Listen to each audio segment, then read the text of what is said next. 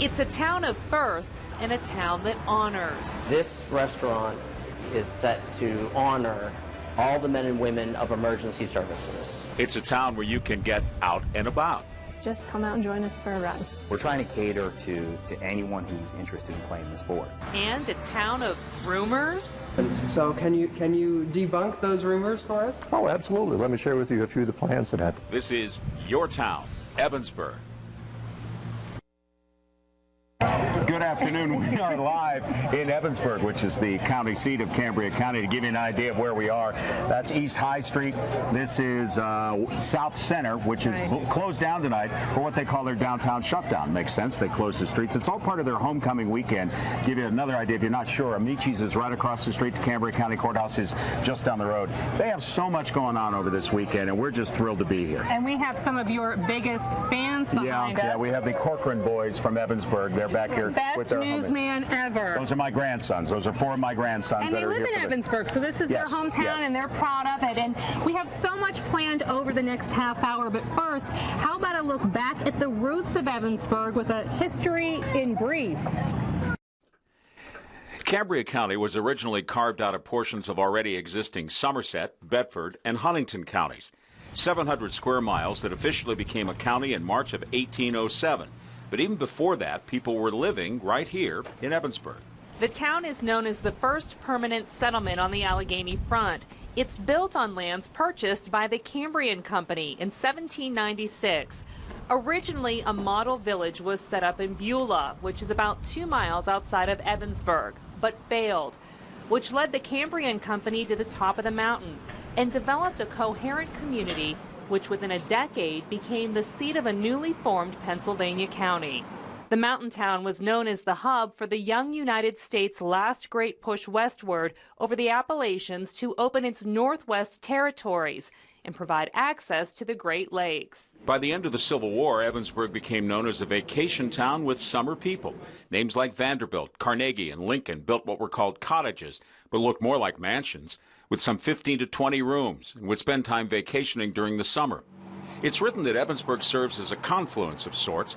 It's located in the Keystone County of the Keystone State, all because of federal highways, with U.S. routes 22, 422, and 219 accessible from town. Taking any of these roads can connect you to pretty much everywhere in the country. Now, after more than 200 years, this is your town, Ebensburg. In Midtown Ebensburg for the downtown shutdown. You know what? I wish we had slow motion replay. I wish we had that capability, because if you weren't with us at the top of the 5 o'clock newscast, you missed something that I doubt will ever happen again on live TV. It certainly won't if I have anything to do. No. You were wonderful. You were wonderful. You could have done the somersault. But Laura Wolf is here, and that was her young ladies, the Wolf's Performing Arts. They were doing such a great job. That was a skillful somersault. Thank you. Did you really think it was skillful? It was very nice. She has potential. Well, let me ask you this. If one of your girls did one the way she did it, would you put them in competition? We would gently encourage them to work a little harder. All of your girls gave me a gold star, so they're sweethearts. But you gave them each a $20 bill. Yeah. But you guys are here for the Ebensburg downtown shutdown because you're partnering with St. Jude's for something very special to you guys. Tell us about that. That's right. St. Jude's is our company charity. The kids voted on it about 2 years ago, and since then we schedule annual events so that the kids can raise funds for St. Jude's.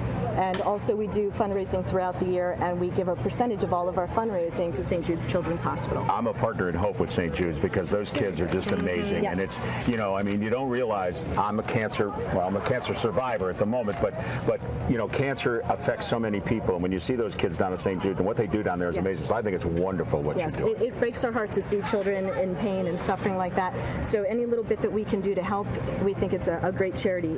In addition, with Wolf's Performing Arts and Hot Cheer, we don't want to just teach skills. We want to work on life skills and develop our young adults. So we work on things like dedication and teamwork and good sportsmanship but also civic duty.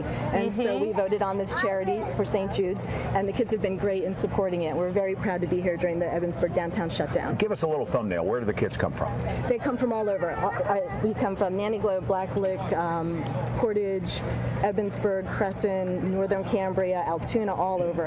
And this evening we're going to do from 6 to 8 o'clock classes, free classes in the street down in front of our studio. There you go. You should go. 6 to 8 o'clock. That's right. We're going to do a variety of sampler classes. It's free of charge, but we would encourage donations to St. Jude's. Laura, thank you so much. Thank you very much. It was a pleasure to work with you, but really start working with me. Yeah, I'll try to come down and get some tips, but great work by you and the kids. Thank you both very much for coming in. Not a problem. Thank you. Thank you. Well, if you have visited Ebensburg, you may have noticed the large stone building that has served the county prison for, I guess is the county prison for more than what, 125 years? Yeah, right about the time I started here. It may look old and run down like anybody else you know. Now there's something more in store though for that century-old building. It was the former Cambria County Jail, also referred to as the Old Stone Jail. Built in the early 1870s, the building cost $73,000 originally to construct. After closing in 1997, the building was converted into a storage center for county records. 3 years ago, the building was available to be sold, and ever since, rumors have been swirling throughout the area as to what will become of the historic landmark. That's when Sheldon Piepenburg comes into the picture. He bought the building and has plans for it. So what we are looking to do with the old prison is to turn it into a brewery, and also to turn it into a restaurant, and to put a coffee shop in the front corner. Piepenburg says he's going to call the new business the Old Stone Prison Brewery.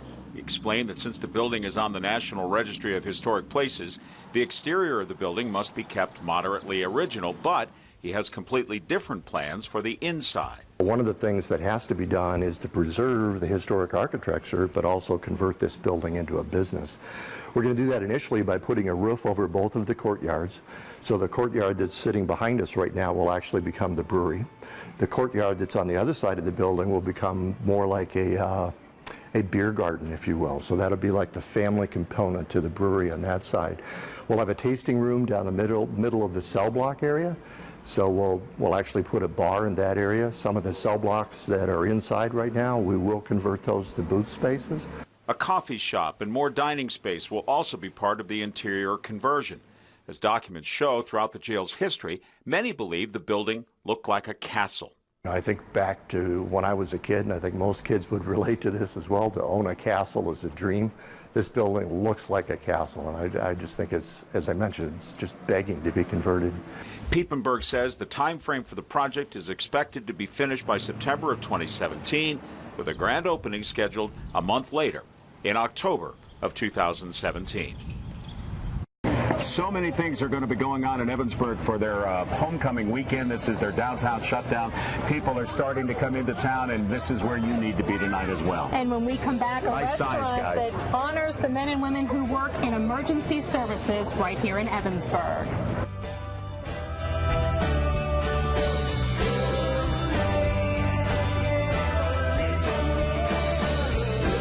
And we are live today from Ebensburg's downtown shutdown. It's part of the town's homecoming weekend festivities, and we are celebrating as part of our Your Town series. And really, Ebensburg is a community that does things year-round. Yeah, there's Dickens of a Christmas. There's the Potato Fest that I've been to. That's a great time. And we have the downtown shutdown. Now, somebody's got to put all this together, which means somebody's got to be blessed when it goes well and blamed when it doesn't. And that would be Danae Koss of the Downtown Partnership. Tell me, or did I get that right? The Ebensburg Main Street Partnership. Okay, yeah. What is a Main Street Partnership? So we are the downtown organization. We have business members. We put on all of the annual events throughout town during the year, starting in April and kind of going through the whole year. The Main Street Partnership raises funds to make these events happen, and then puts back into the community the funds that they raise, through different projects. And the idea of a downtown shutdown. Tell us how that came to be. It's kind of a neat idea. It is, and it's kind of our kickoff to our homecoming weekend. So we started it a few years ago, and it's just people come come into town for the weekend, so why not have something the Friday night before homecoming? So tell us about homecoming. Yeah, what's homecoming is just a celebration of Ebensburg and our community, and we get a lot of people coming back to town for this. We have events taking place all day, starting with our community yard sales, farmers market, and then we've got a fishing derby at Lake Rowena, free tennis, kind of a little bit of everything. And then we kick off in the evening with Flood City Brass tomorrow night and fireworks show at dusk. And a lot of people come home to Ebensburg for this. They do, yes. It's kind of a homecoming weekend. And you take all of next week off when this is over. That's right. Danae, thanks so much for spending some time with us. This is fabulous. We're very happy to be here, and good luck. Hope it all goes well. Weather's going to be great. I know it's going to be a beautiful weekend, so come on out and celebrate. Yeah, come on out and party here in Ebensburg. Danae, thanks so much. Now, one of the oldest buildings in Ebensburg is what's called, it's actually on High Street, separates between East and West, which is, this is High Street behind us. This is East High, I think, right? Is this East High? Yeah. That goes that way? Yes, okay. It's called, anyway, we're talking about the Noon Collins Inn, which was built way back in the 1830s. It was commissioned by Cambria County Associate Judge Philip Noon, whose daughter married a wealthy railroad builder named Philip Collins and later inherited the house. It is now a bed and breakfast, obviously very popular over the years. It served a number of purposes. It had a lot of varied uses during that period. There's a lot of people that remember the different things. It was the high school gymnasium for 20 years. It was the Ebensburg Public Library for a lot of years. And the Cambria County Historical Society, it was their home for a good many years too. And different groups of the community met there.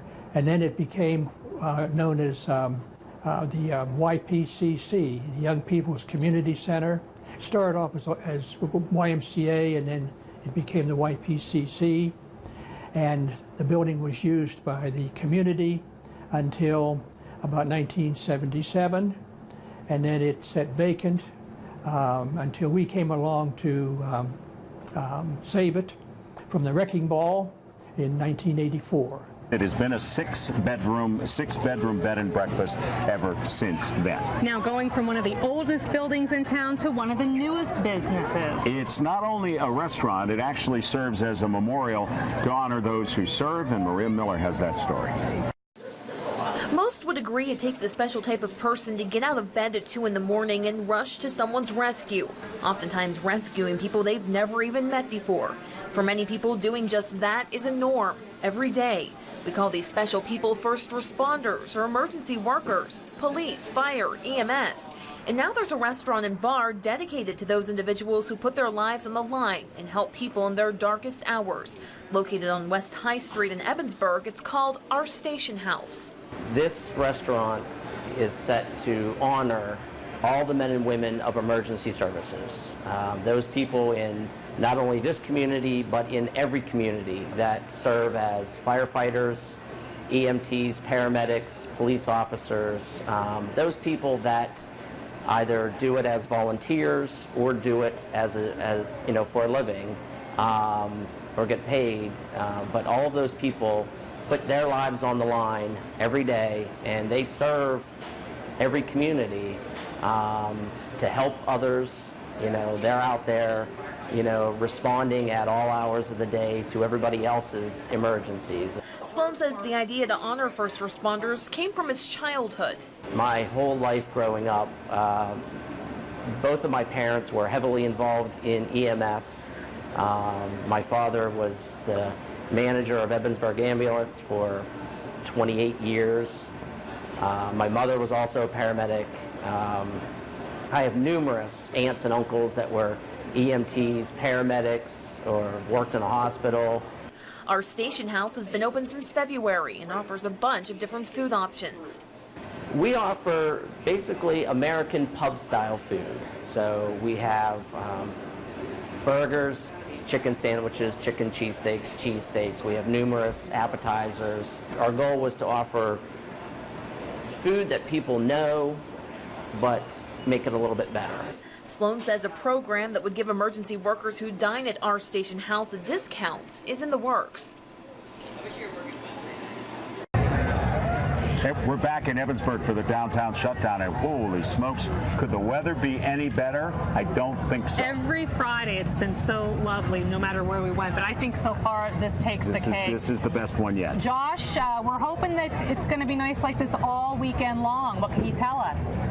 Well, Jen and Marty, I'm happy to report to you that, yes, this is a very pleasant evening, and it's likely to continue into early Saturday, and then we'll start to see some iffier weather coming down the road by the time we get into the second half of the weekend. Right now, our satellite and radar picks up on some sunshine all across the region tonight. Some high clouds mixed in at times, but all in all, very picture-perfect weather out there on a Friday evening in late July. 82 degrees in Clearfield, mid-70s in Johnstown, mid-70s also southward into Somerset.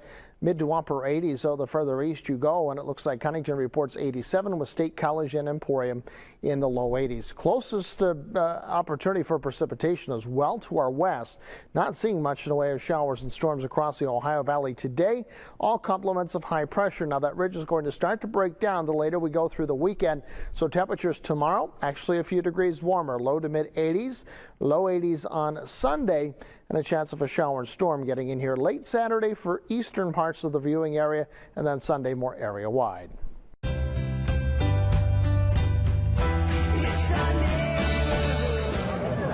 And welcome back to Ebensburg, where the downtown shutdown officially gets underway in just a little while. Part of their homecoming weekend. So much to do here this weekend. And you know, there's lots to do in Ebensburg outdoors, especially if you're looking to get out and about. And this whole segment is about that. The first stop is the Ghost Town Trail. The trailhead is on south of Center Street in Ebensburg. Despite its eerie name, there's nothing scary about the Ghost Town Trail. It's named for numerous towns that were served by Ebensburg and Black Lake Railroad, which makes it a Rails to Trails project. The hiking and biking trail is about 36.5 miles in length and spans both Cambria and Indiana counties. If you're looking for a place to fish or have a picnic, Lake Rowena is the perfect place. Situated on 14 acres of land, the lake is a small recreational fishing destination. It's stocked with trout 5 times a year. Now, boats are allowed, but they are restricted to electric motors, and there's a picnic area nearby, plus an all-accessible dock for those with special needs to fish from. We always talk about what makes these towns throughout our area so unique. Well, you talk about unique. How about a state-of-the-art facility that was actually built by a wrestling icon? And even though it's 7 years old, it's more popular today than ever. The Ebensburg Tennis Center is a state-of-the-art facility that has a special story behind its creation. The facility was originally created for a lady in the community, Vicki Askew. Her son is a well-known, how do I say this, entertainer. He's owns the WWE, Vince McMahon, the Wrestling Foundation, and he decided to build this facility for his mother. Taylor says Askew lived in Ebensburg at the time and would drive to Altoona to play tennis several times a week, even during the winter. And McMahon didn't want her to make that trek. That's when the Ebensburg Tennis Center was born. A rarity in today's day and age that we have a tennis center like this, first off, and to have someone donate this money for the facility to be built for his mother is even more of a rarity. The facility cost several $1 million to build and includes 3 full-sized indoor tennis courts as well as 3 outdoor courts. A membership with the tennis center comes with several benefits. You'll get a key fob that will get you access to the facility 24 hours a day. You just swipe your key fob. If the tennis center by chance is closed and somebody's not here, you can just come into the tennis center, book your court, go on the court, play, turn the lights on, turn the lights off, and you really don't have a lot of interacting with anybody, and it's all done on your timeline, which is a nice asset, especially considering everybody's schedules nowadays are always pretty busy. Don't have your own racket? No problem. The tennis center will provide those free of charge. We don't have rental fees on any of our demonstration rackets. They're all free to customers or members or players who want to come in and play. The tennis center is open to members of all skill levels and abilities. Programs are available to help anyone become a tennis player. As for Vicky Askew, the lady the center was built for, she's currently 94 years old, living in Houston, and still plays tennis. Taylor says tennis is a sport that's surviving in Ebensburg with a member base at the center of almost 200 people. So one of the things we've noticed about Ebensburg is that you can get a lot of exercise around here. There's that tennis center we told you about, but Ebensburg also has a running club. The Ebensburg Area Running Club is a group of runners and walkers. They range from all types of abilities in the Ebensburg and surrounding areas. Began about 6 years ago. It's a group of 8 people started running together, and now with the help of Facebook, one of the group's founders says they have grown to several hundred members.